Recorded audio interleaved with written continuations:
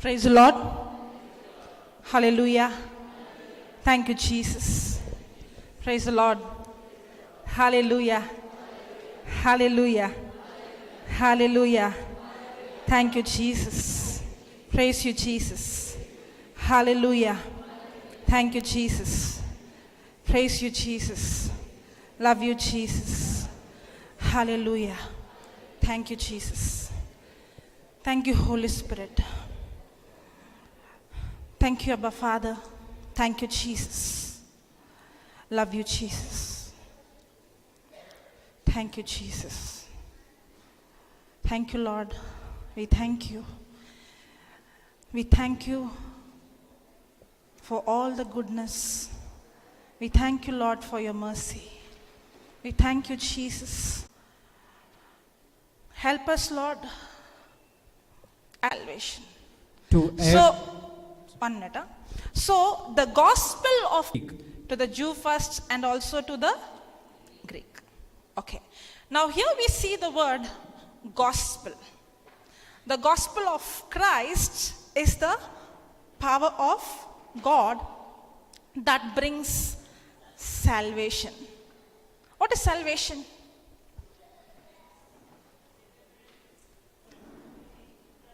Salvation is not just forgiveness of sins.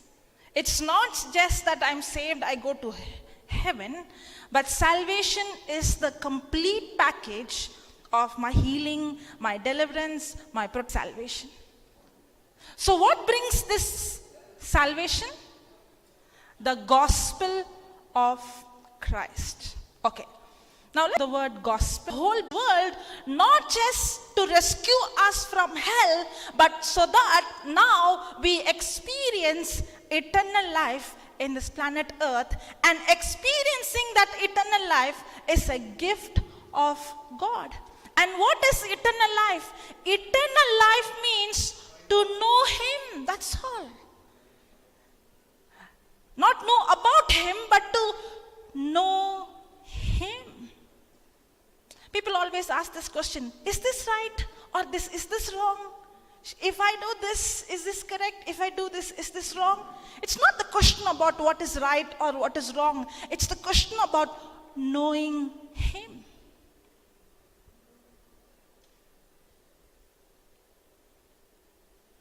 And Jesus came to this, He shed the blood, He paid the price, not just to forgive our sins. No. That was not why He came to this planet Earth. We think that Jesus came to forgive our sins, to cancel our punishment. No. He wanted to restore our relationship back. He wanted to restore our relationship, that intimacy, and sin was hindering that intimate relationship, and that's why to restore and so that we get that eternal life back, so He has to deal with sin, and that's why He came to take that sin and He cancelled our punishment.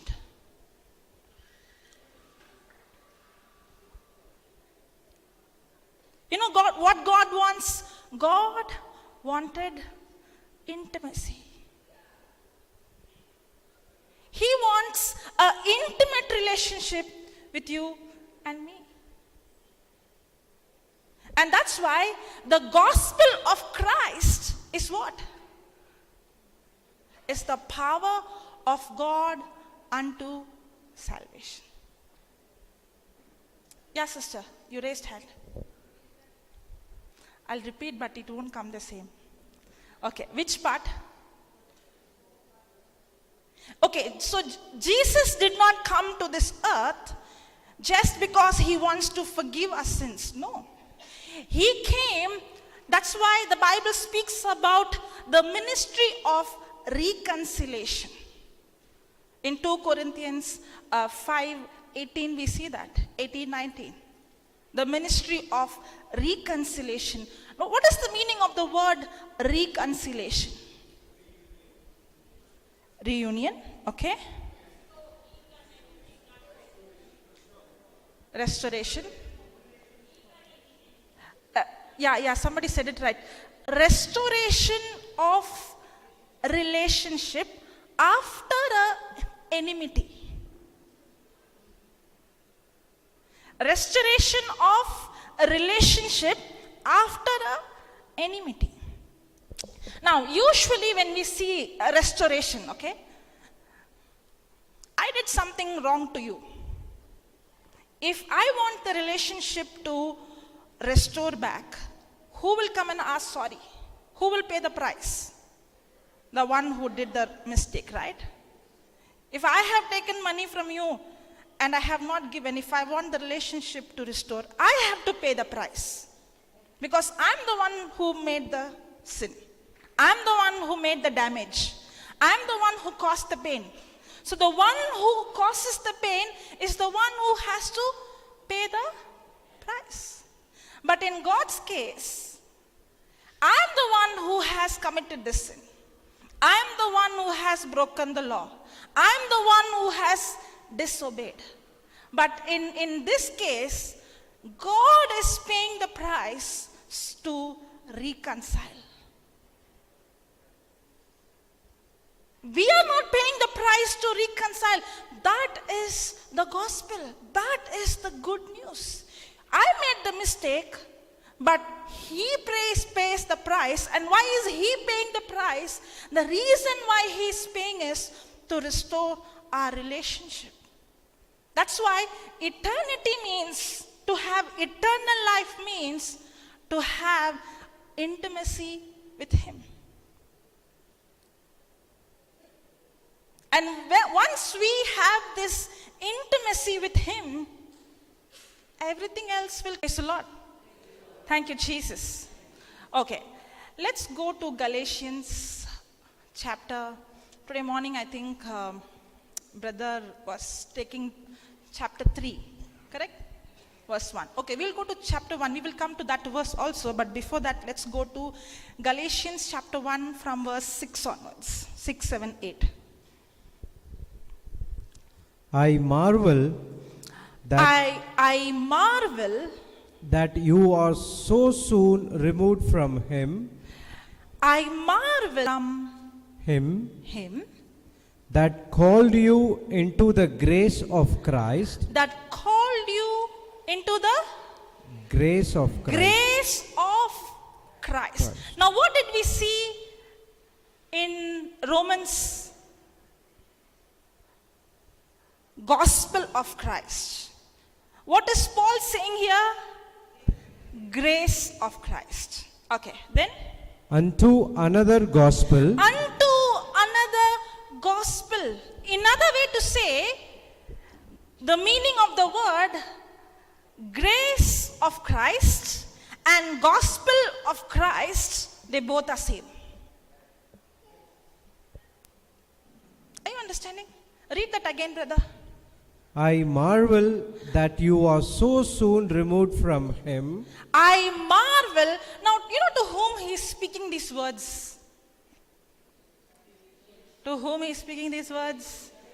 It is the book of Galatians, right? So he is speaking to whom? Galatians. Now, what happened to these Galatians? They heard the gospel. The gospel is the grace of God. They heard the gospel being preached, that is the grace of God being preached to them. But slowly there was some other teaching, that is the mixing of the grace and the law, that came inside, and slowly they started to move from grace to law. And that's why Paul is saying, I marvel. I'm so astonished. I'm so surprised. And he uses very harsh words. In Galatians chapter 3, we see how he's saying, you foolish Galatians. What kind of letter he's writing? You know why? He's saying, I will not tolerate this. Read that, brother. I marvel that you are so soon removed from Him, that called you into the grace of Christ that called you into the grace of Christ unto another gospel, unto another gospel, which is not another, which is not another, but there be some that trouble you, but there be some that trouble you. You know what he's saying? If there is another gospel, it is not gospel at all. If anybody is coming and preaching to you, now remember when he's saying gospel of Christ, he's saying grace of Christ. That means if anybody is coming and preaching to you anything other than the grace of God, then it is not the gospel. A person can take the Bible and he can come and preach to you the law. If that person is only going to preach to you the law but not rightly dividing the word, then that is not the gospel. And that's what Paul is saying. I marvel that you have turned to some other gospel which is not gospel at all.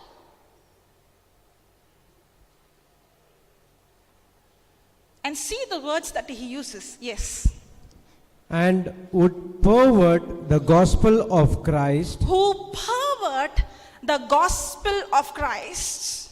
but though we or But though we or an angel from heaven or even an angel comes from heaven and preaches to you, preach any other gospel unto you, if even me or any of us or even an angel from heaven comes and preach to you any other gospel that is not the grace of God, than that which we have preached unto you, that which we preached, what Paul preached, what did he preach? He preached the grace.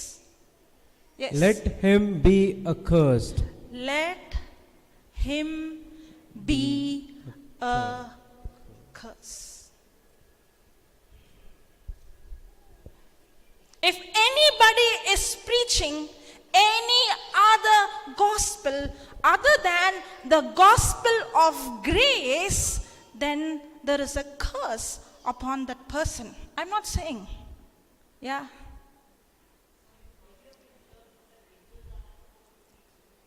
Yes.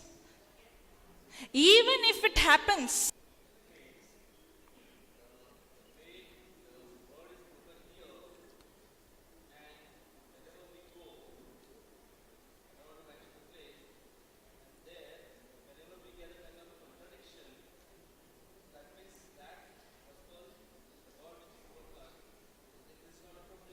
that's why the Bible says in 2 Corinthians 4:4, the God of this world has blinded their mind.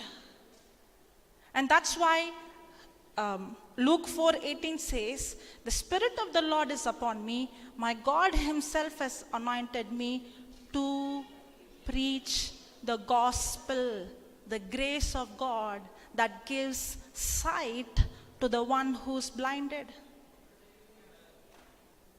If the gospel is not preached, no matter how much you pray, how much you fast, you remain blind. You will never experience eternal life. That's why there is a curse on that person. That person, now God is not cursing that person, but that person is by default under the curse of the law. That person is by default under the curse of the law. Now, somebody asked me a question when I was asking what is the difference between the law and the promise. Somebody said, law means universal principle. Another side you're saying those who are under the law is a curse. I don't understand. I got confused. Anybody got confused with that question? One side you say law is a universal principle. Another side you say a person who's under law is under curse. Now the meaning of this word law is, when I say law in general, it's talking about any law. For example, the law of faith. If I involve in the law of faith, then my result is supernatural. So, what law you apply, the result will be the same. Are you understanding now?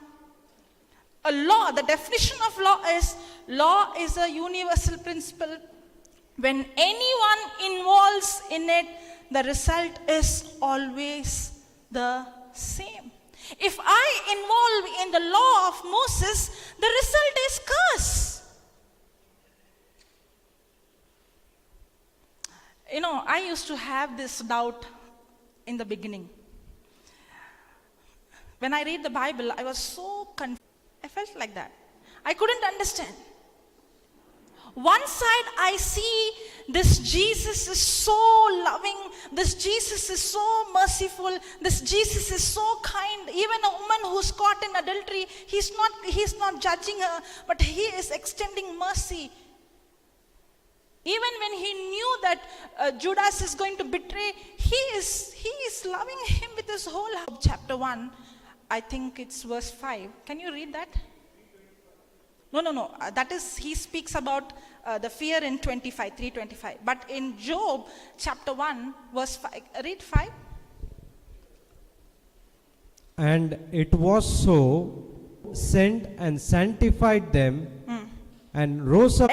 It may be that my sons have sinned. It may be that my sons have sinned and cursed God. It may be. You know what is Job's imagination? That their sons have cursed God. His imagination was, he was praying every day, but his words was wrong. His imagination was wrong. That's why in Job 3:25 he's saying, all that I feared came upon me. It's a spiritual law again. Even though he was praying every day, was he praying with faith or was he praying with fear? Fear.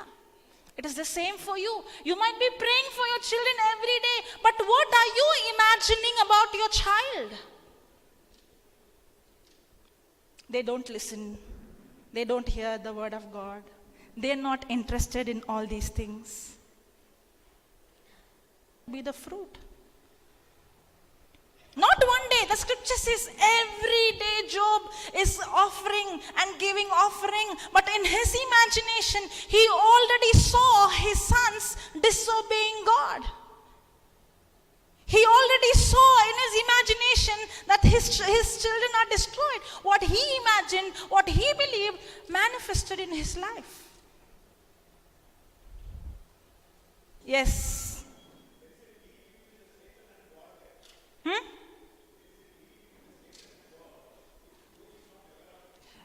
No, it is not a deal. You are saying that, it is like the police is the one will tell the thief, go and rob, and two witnesses. And if you go and see about God's grace, didn't tolerate. Maybe there's some to have in.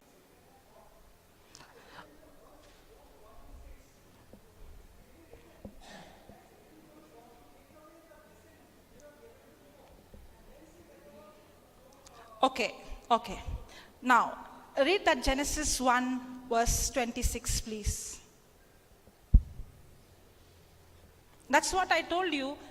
Just because I don't have interpretation for one scripture, I won't say God is the one who. Simple. God is a good God. Devil is a bad devil. Amen. Everything good comes from God. Me. Where's good? Why did he allow this to get answer? If he said, understand, but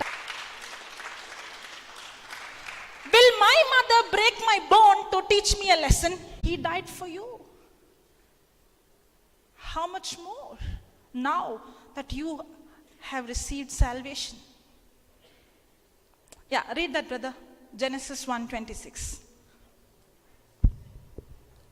We have to understand it. His words. He's not led. That's what in the book of Psalms 115, verse 16. Can you read that, brother? Psalms 115. 4:4 says, the God of this world has blinded. Means what? There is another God in this world. And who made him the God? Man made him the God.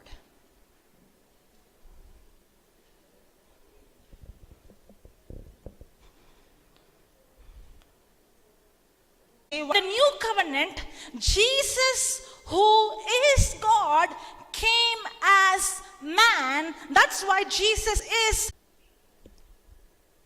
Praise the Lord. Thank you, Jesus. Hallelujah. Okay. Now, we see the law of Moses. God gave the law through Moses. The law came through Moses. But grace and truth came through the law. Galatians Law are written in the book of the law 1. cursed. If you see in the old covenant, if you do this, the condition in the law is, if you keep 99.99 and if you fail at 0.01, you are guilty of the whole law. That means there is no one who has kept the law. It is 2:10. Read that. For whosoever shall keep the whole law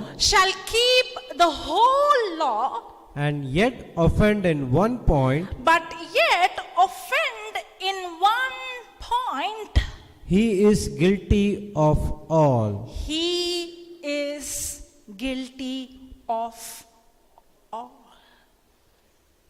That means you can be so holy that you keep all the law, but if you fail at one point, you become guilty of all.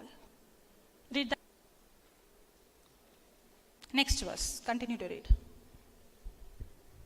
But that no man is justified by the law in But the no man is justified by the law in the sight of God. in the sight of God. It is evident for the just shall live by faith. The just shall live by faith. But the man that doeth them shall live in them.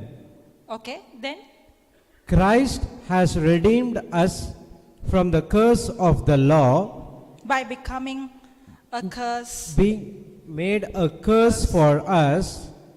For it is written, Cursed is everyone that hangeth on a tree.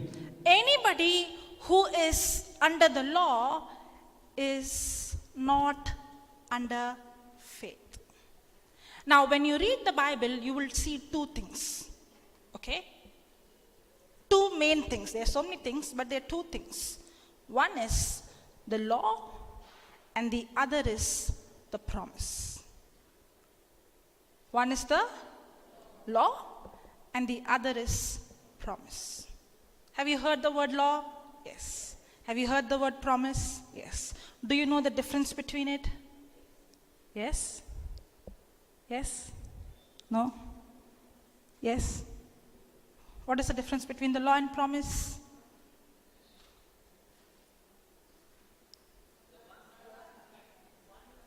Yeah? Yes. The law is what I have to do. I have to do this. If I don't do, then I'm under a curse. And anybody who's under the law is by default under curse, because nobody can keep all the law. But when you take the promise speaks about for me. Abraham covenant it's a mirror covenant of the new covenant, that is the covenant of grace. Before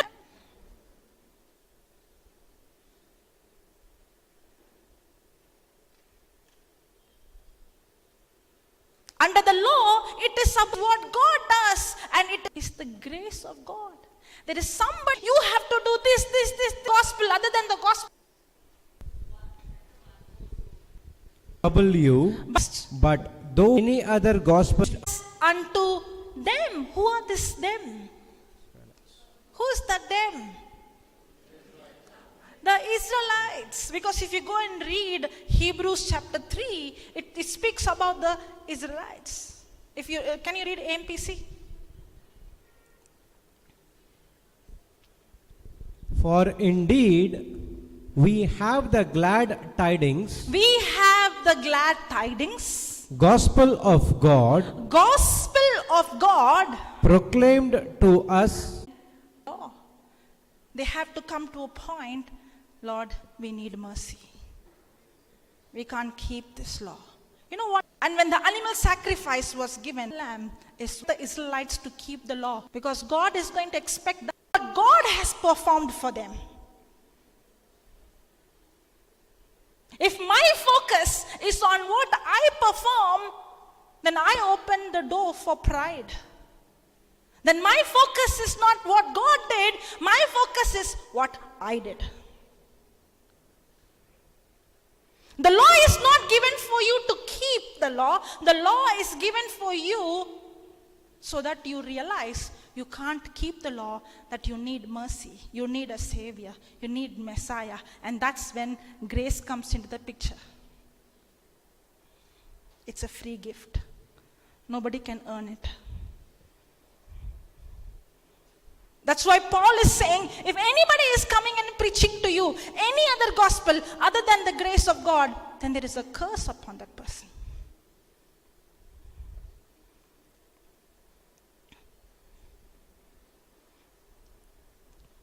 Praise the Lord. Thank you, Jesus. Hallelujah. If you understand, His to use my behalf, on my behalf. Grace is God's willingness to use His power, His anointing, His authority, punishment. My going to give me the again, brother. We know that The law unshould becomes and should I do? What is this question? What should I rich money? That's why he went back sad. You know why he went back sad? Establish his own righteousness. That's what the scripture says, Romans 10:3. Read that, brother, again. for they being ignorant of God's righteousness, That means there is two kinds of righteousness. One righteousness that comes from God, another righteousness comes by keeping the law. One righteousness comes by my performance, one righteousness comes by my believing. That's exactly what Paul says in Philippians chapter and be found in him, and be founded in him, not having mine own righteousness, not having mine own righteousness. Paul himself is saying, then which is of the law, which is of the law. So there is two kinds of righteousness. One righteousness comes when a person keeps all the law. There is nothing wrong with the law. The law is holy. The law is perfect. Not in the law. The corruption is in us. The law is holy. The law is perfect. But you and I are not perfect. We are imperfect. None of us can keep the law. And that's why Paul is saying, I am not righteous of my own. I am not righteous of the law. Maybe we don't go directly into the law of Moses, but how many times we try to justify how many hours I prayed, every day I go to mass, I pray in tongues so many times, I do this. The more your focus is on what you do, by default, you come under establishing your own righteousness.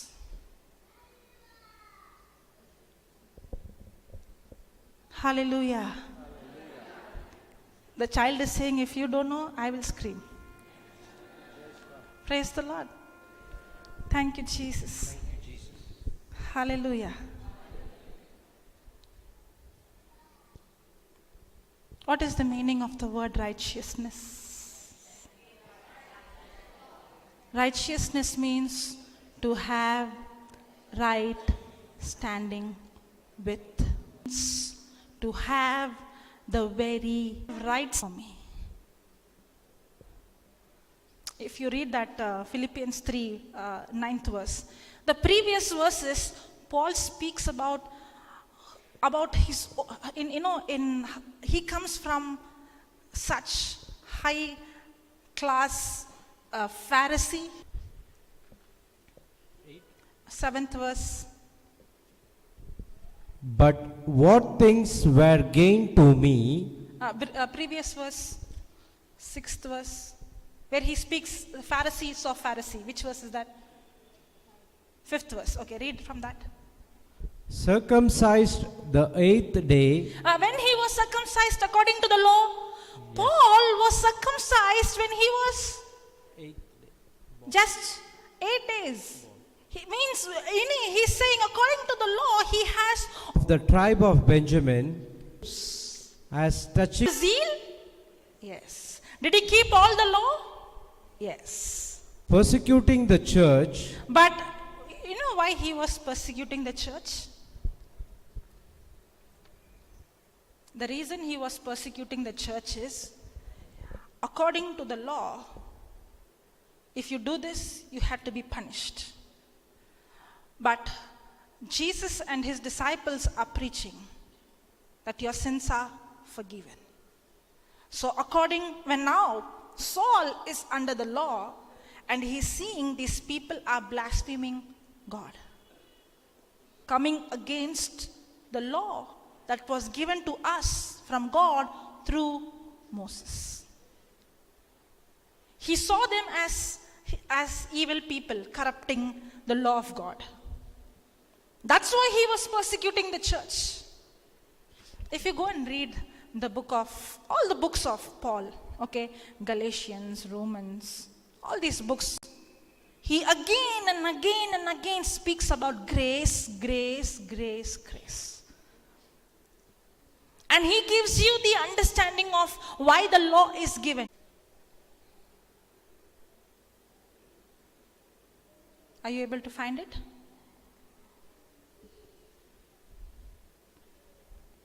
Okay. Praise the Lord. Yeah, 2 Timothy 2:15. Okay, read that.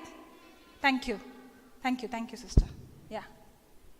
study to show thyself Study to show thyself approved unto God, a word that needed that rightly dividing the word of truth. Can you read that in AMPC? Read or study? What is the difference between studying and reading?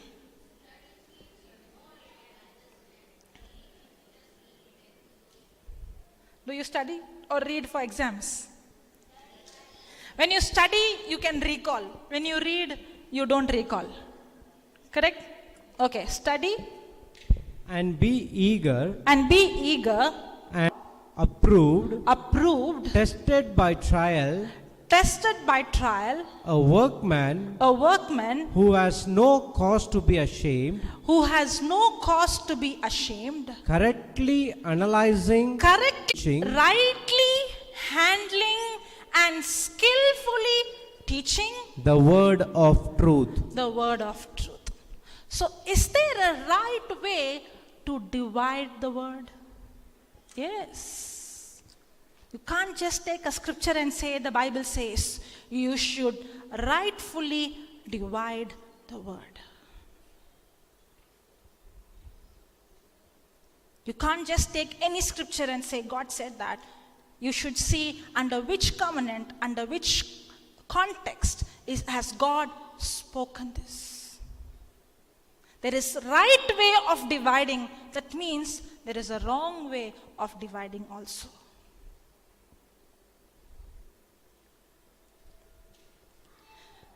Hallelujah. Praise the Lord. That hallelujah comes at the right time. Praise the Lord. Thank you, Jesus. Hallelujah. Hallelujah. Isn't it the Bible very interesting? It's very, very interesting. I go by through faith. So how are you saved? We are saved by grace through faith. How are we saved? By grace through faith. You know what is grace?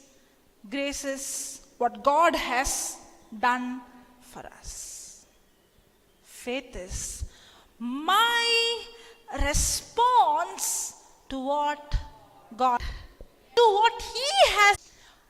My response to a situation determines what happens next. Let me say that again.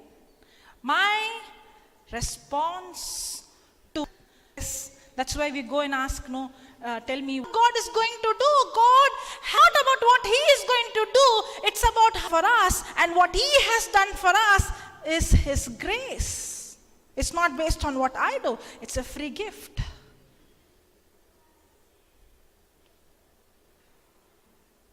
There are two things. One is responding, one is reacting. One is responding and one is reacting. You know what is the difference between responding and reacting? Reacting means to act according to the situation. Reacting means, what is responding? Responding is to act according to the written word of God. If I'm going to respond according to the written word of God, then the result is supernatural. If I'm going to react according to the situation, the result is destruction. Simple. But what we think, what is going to happen next, God has to decide. No.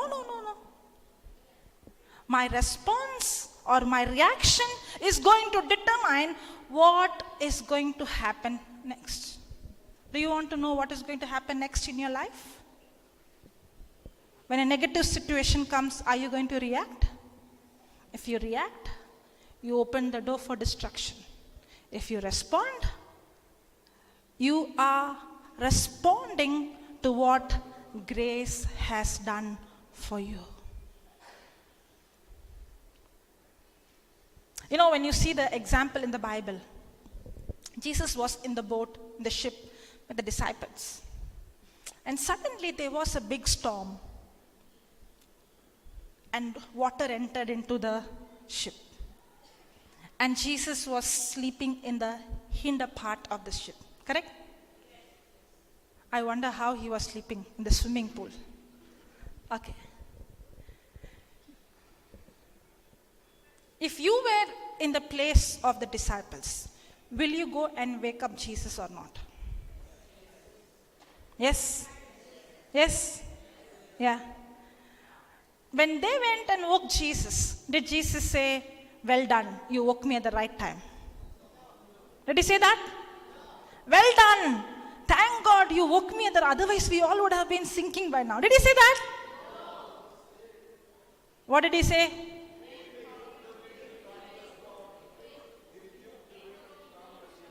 But what did he tell to the mean?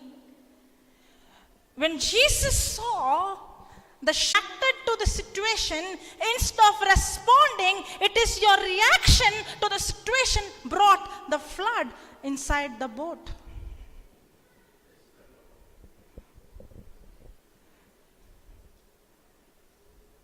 Allowed. It's your reaction to the situation that opened the door for destruction.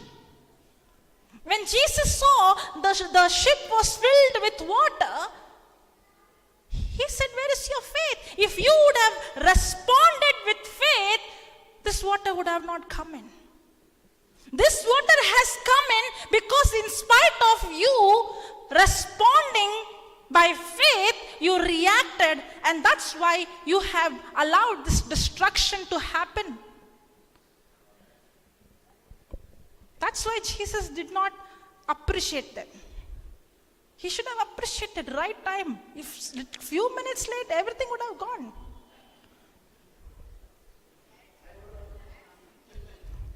Yeah? When Jesus is in my boat, same he's going to tell you. He's not going to smile at you. He's going to say, where is your faith? My response to what God has promised is going to decide what we think. We pray, then God will change his mind. For us, it is all about changing God's mind. Yes or no? We have to somehow change God's mind. But God is saying, no, it is you who has to change your mind. Stop storming heaven and start storming your mind. Do not be conformed to this world, but you be. The person who has to change is not God. It takes. Grace gives, faith takes. Grace is what God has already done. Faith is my response to what grace has done for me. Faith saved through faith, And that not of yourselves. not of yourselves. It's not because you kept the law. It's not because you prayed. It's not because you did this. It's not because of you did that. No, it is his grace and your response to his grace that you have received salvation, the complete package. And that is not of yourselves. It is the gift of God. The gift of works, not of works. Now somebody will say, why does the scripture say then faith without works are dead? One side the scripture says not of works and works. There is something called works of law, and there is something called works of faith. Thank you, brother. Something called works of the law, and there is something called works of the works of law is called dead works. You know what is dead works? Anything that you do with your own ability is dead work. Anything that you do without God is dead work. Paul says this very, very beautifully. He's 10. Least of the apostles, that I am not meet to be called an apostle, because I persecuted the church of God. Okay, what is Paul saying? I am the least of all the apostles. Why is he saying I'm least? If Paul is going to see himself in the flesh, he is a murderer. He was the old man, correct? Least of the apostles, that I am not meet to be called an apostle. I am not even fit to be called an apostle. Because But, you see, that word but cancels everything that comes before the but. yes, Grace of God.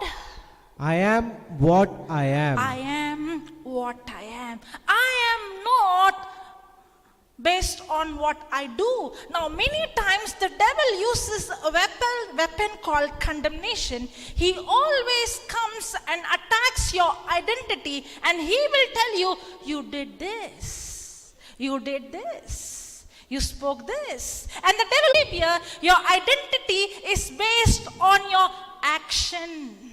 But my identity is not based on my action. That's what Paul is saying. If I would see my action, I am disqualified. Today what I am is not based on what I did. Today what I am is because of the grace of God. Praise the Lord. The devil is a liar.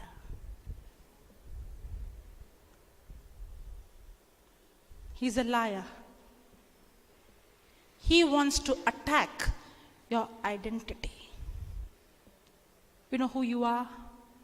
You are the righteousness of God in Christ Jesus.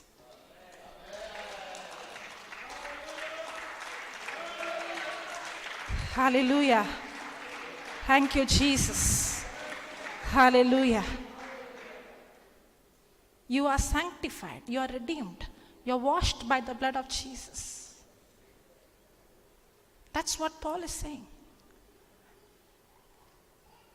If you would see my qualification, if you would see me based on my action, I am disqualified.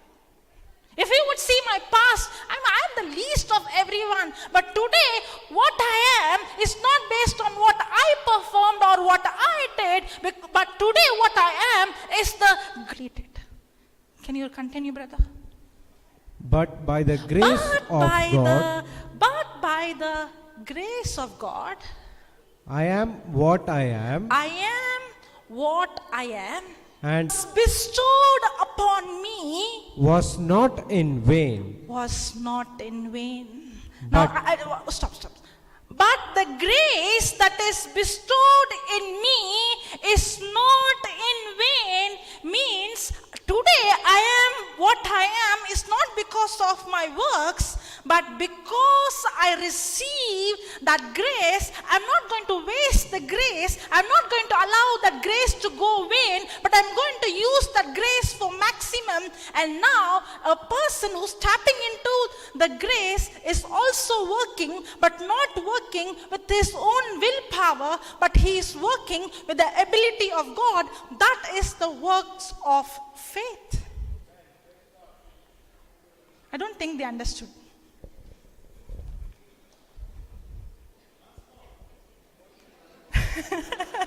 I will surely say once more, but it won't come the same. Yes. There are two works. Okay? Of grace. 11 says, those who are under grace, no longer under works. Likewise, reckon you also yourselves to be dead indeed unto sin. No. Read Romans 11:6.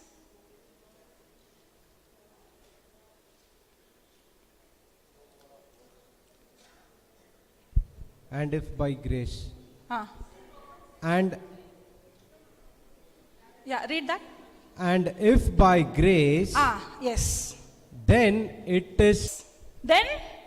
It is no more of works. Then it is no more of works. If you're under, I'm not grace. Otherwise, you're no longer under the law, under works. If you're under the works, you're no longer under grace. Now, what is this works? This works, and the works that is spoken in James, with faith without works is dead. They are two different. Even in Hebrews 4, the Hebrews 4 verse number 10 and 11 or 9 and 10, it speaks about, the 9th verse says, labor,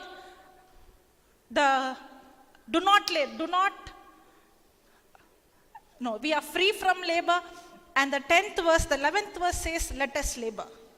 It talks about two works. Okay, let us go to that verse. I don't want to confuse you. Hebrews 4, 10 and 11.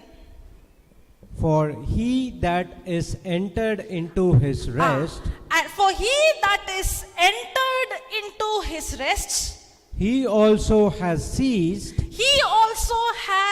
ceased entered into this rest, his ceased from his own works. Can you see that word again and again? If you are under grace, you are not under works. If you have entered into rest, you have ceased your works. But it did not stop there. Then, as God did from his, let us labor. let us labor. See, the previous verse he's saying, we are ceased from works. The next verse he's saying, let us labor. Are you seeing two kinds of works that the Bible speaks about? Let us cease from the works is talking about ceasing from our own works, that is trying to perform, to do this, so that God, I will get approval from God. We are no longer under the works of the law. But there is another work, and that work is not, I'm not going to do something to get something from God, but this works of the faith is, it is because I believe that Jesus died for me and he has given me his grace, he has given me his authority. Now I go and lay hand on the sick and cast the demons out. That is the works of faith. Because I have the authority, I open my mouth and speak faith, and what I speak come into manifestation. That is the work of faith. Because I believe that I am blessed with every spiritual blessing, because I believe that Jesus has taken my poverty in my place, he has become poor so that I might be rich. I believe that, so now I give what I have, not because I am not giving what I have in my physical hand, but my giving is based on the believing of what the scripture says. The works of faith is the works of believing in what he has done, not based on what I do.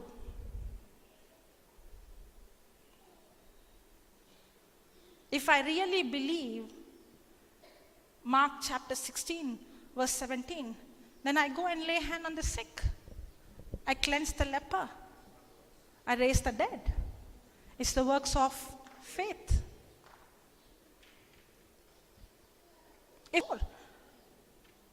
I'm blessed, I'm anointed, I'm prosperous, I'm not a borrower, I'm a giver.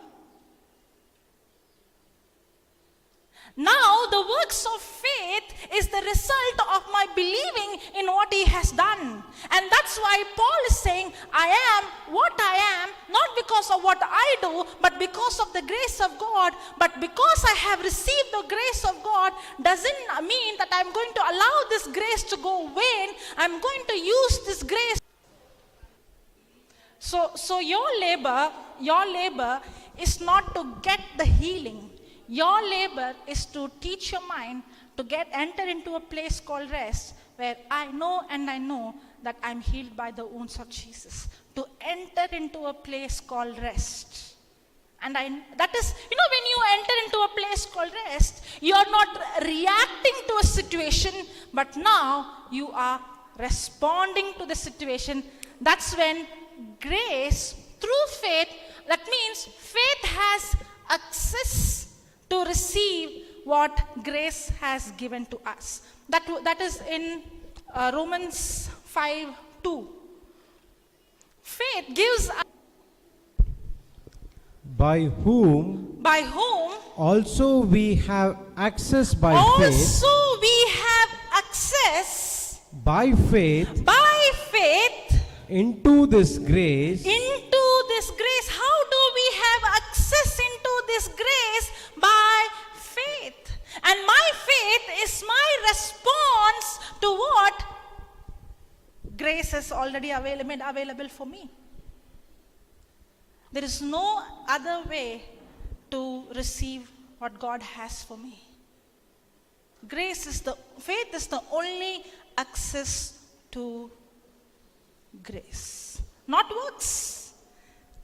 Not works. Works is not, that's what religion has been teaching us. Tradition has been teaching us. You have to do this to have access to what grace has made available. But the Bible says faith is the only thing that gives you access to what grace has made available for you.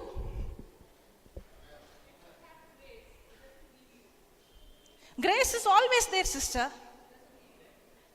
No, grace is always there. Now, when you go for a buffet, okay, everything that is on the table is grace. But what you take on the plate is your faith.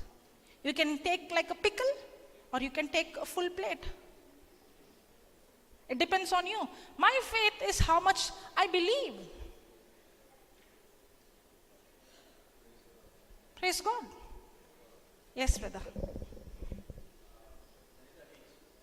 There is a itch, okay.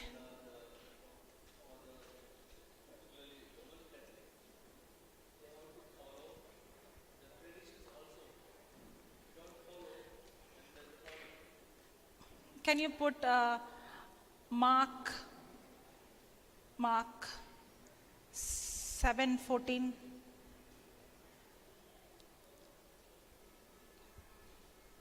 The tradition makes the word of God void. I don't know exactly which scripture is that. Mark 17:14 or 13?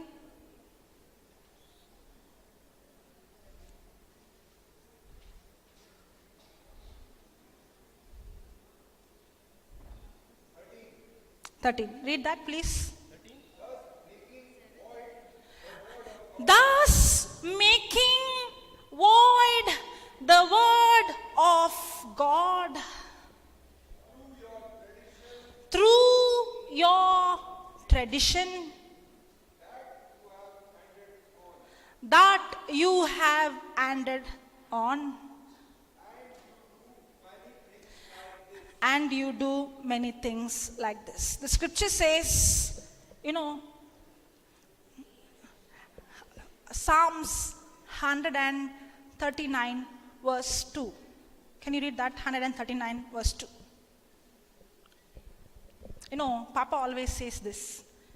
If I see a Bible, okay, and if I see the cover is feather, I choose to believe not what I see, but I choose to believe what is written.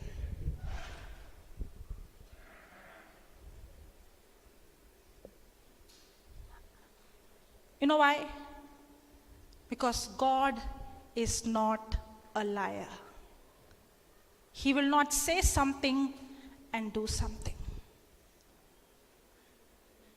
If you ask me, my confidence, if it is written, I'm 100% sure it's from God.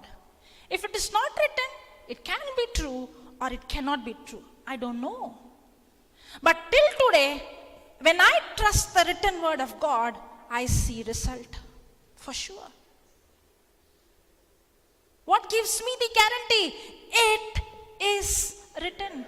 When the devil came and attacked Jesus, what did he say? He said, it is written. What gave Jesus the confidence? Because it is written. Maybe. But the Bible is not maybe. It is either yes or it is no. It cannot be in between.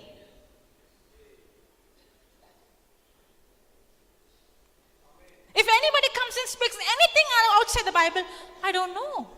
I'm not going to argue with you because I don't know. But if it is in the word of God, I prayed or I fasted, the confidence is because he is faithful, because if he has promised, then he will not violate what he has spoken.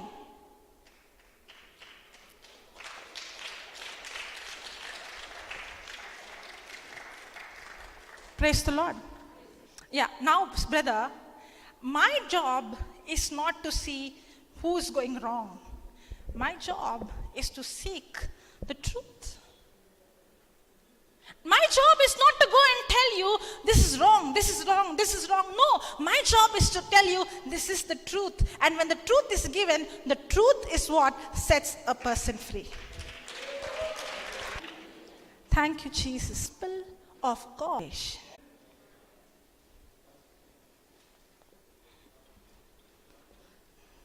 Hallelujah. Thank you, Jesus. Read. 113, 38 to 30. The word is about, his name is 138.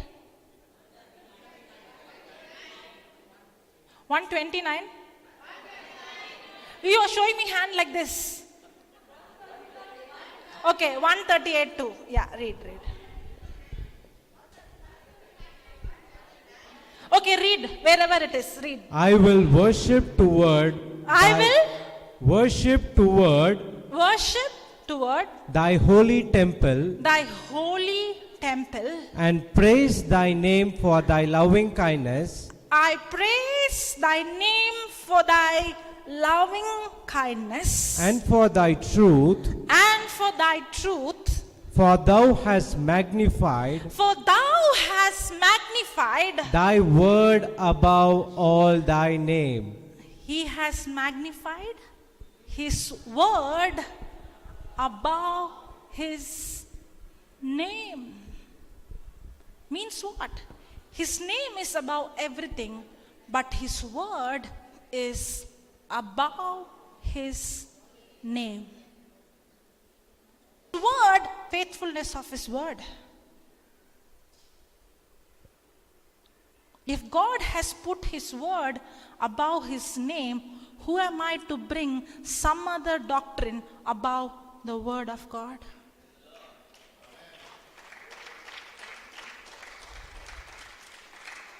It's very clear.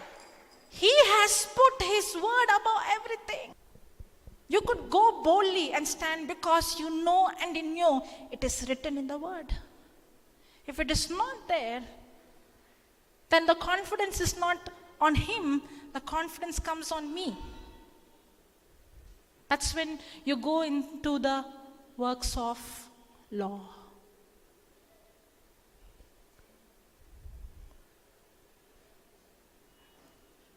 That's when you try to perform. That's when you try to do all these things. It's not my doing. My doing should be the result. It should be my response. We think that only if I walk in love, my faith works. It's the other way. The more you realize God's love and how much He loves, that love is what will enable you to believe His promise.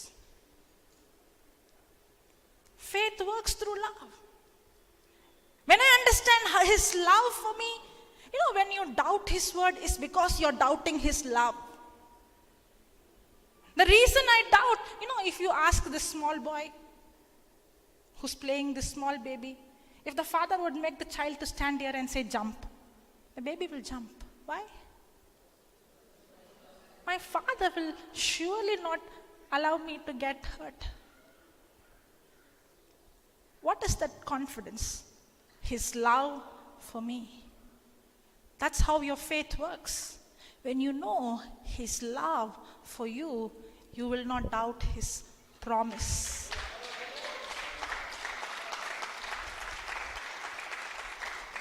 That's how faith works. The gospel of God under the new covenant, you are not there in the picture at all. Put your side aside. It's all about Him. It's not me. It's not about my love. It's not about my action. It's not about my performance. It's all about I die and He lived through me. It's not me. My love is a result. It comes at the end. It's the response to what He has done.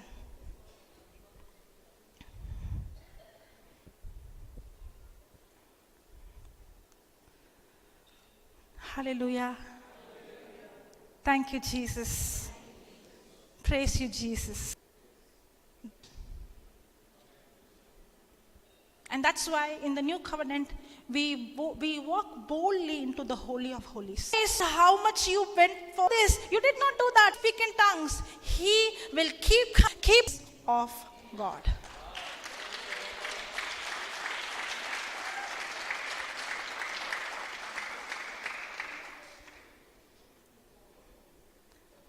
Can we go back to that 1 Corinthians 15:10? We did not read what Paul said. We only stopped in between. 1 Corinthians 15:10. But by the grace of God, I am what I am, and His grace, which was bestowed upon me, was not in vain. But I labored more abundantly. Labored more than all of you. You know what Paul is saying? A person who's under the works of the law, he is laboring with his willpower, and then comes a time where he's burnt out. But a person who's under grace, he is not laboring with his willpower. He's tapping into God's power, God's anointing, God's authority, and now he's able to do things that is much higher than nobody can do with his human ability. And that's what Paul is saying. I labor much more than you all because I'm no longer doing anything with my human effort, but through the grace of, and who's really under grace is not a lazy person, but a person who's under grace can do things.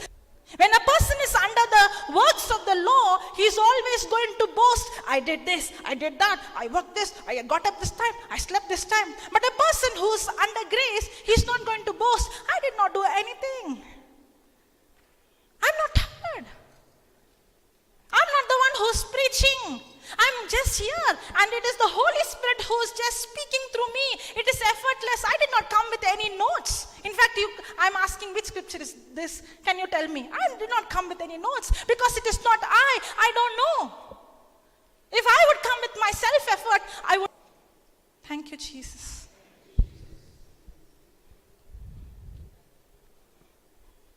Now are you understand? Not a license to be lazy. Grace is not the license to sin. In fact, grace is the empowerment to overcome sin. I cannot overcome sin. I can't. Every time I fall, I say, Lord, I can't. But thank you, Jesus, that you have given me your grace. Your grace is the empowerment for me. It's the ability of God that is given to me. All that I have to do is to change my thinking and open my mouth and say, I am the righteousness of God in Christ Jesus. When I believe I'm righteous, my action will be according to my believing. If I believe I'm a sinner, then I end up committing sin. And that's what we should live soberly. Father, through the wisdom and knowledge